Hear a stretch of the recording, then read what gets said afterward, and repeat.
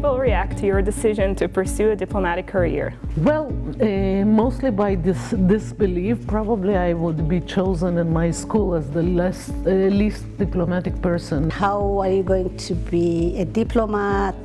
What about the family? I always wanted to become a diplomat, so when I was accepted to the ministry, all my friends and family were very encouraging. I think all in all it was good. I think when it came to us leaving to Australia, it was a bit harder.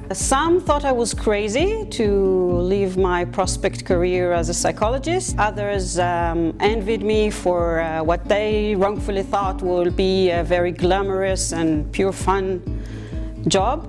What's the one moment or memory from your career that you'll tell your grandchildren? I think I did history. I'm the first Ethiopian to be a diplomat. And my kids, my grandkids have to be proud of me, I think. One of the most touching moments we had in Ukraine was a visit to a Kharkiv hospital in eastern Ukraine with a delegation of doctors from Sheba Hospital in Israel. This was one of the first times that I've seen the effect that the work of an Israeli diplomat has on people and day-to-day lives. I hope I haven't experienced it yet, because I hope to have great experiences. What's the most unpleasant experience you've had during your career? So very soon after I landed in Ukraine, I opened up a Word file and I named it Things That Men Told Me on My First Mission. And I kept on updating it, and I'm still updating it. At the beginning of my mission in Spain, I had to leave 2 crying children of 5 and 7 years old at the entrance of their school, knowing that they don't understand the language and that they will be having a very tough day. It was really sad, and I almost cried with them. I was still a cadet. I was here in the ministry, and there was a lecturer that came to lecture in front of us. He told me, like, you have a lot of women in your course. And I was like really proud of it. It's like, yeah, we do. We have a lot of women. And he was like, I don't understand why.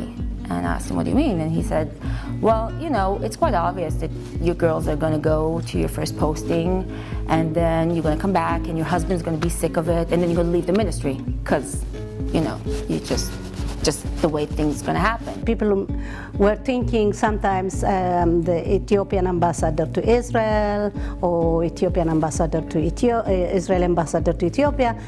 People didn't understand me. Sometimes I have to explain. I am the Israeli ambassador to Ethiopia. How come so many women in one embassy? It was in the 90s. How are you going to socialize in the sauna? Who is your role model? I love this question. My role model is my mom. Untired, always working. I was asking her, Mom, why you have not get a rest? Go relax yourself. She said, no. My kids are my relaxation, my grandkids are even more. I find inspiration in all the brave and courageous women before me that had the strength and courage to fight for equal rights, to fight for women to be able to vote. I think my family as a whole has sort of been as a role model in the sense that the way that they raised me is to never think about the fact that I'm a woman as sort of a setback or something that I need to give a second thought to, or there's something I can't do because I'm a woman. Like, there was never sort of that sort of discussion. My role model is any woman who is doing what's best for her and what's best for her family and close surrounding, despite what society thinks she should do. There's another one? Oh, okay. Do you have a message for the next generation of diplomats? Just go for it. There's nothing more than that.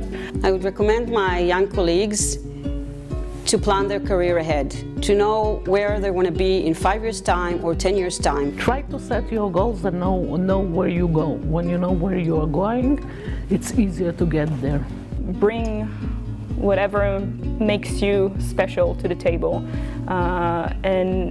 and you never know how effective it can be and how powerful it can be, because you have something that no one else has.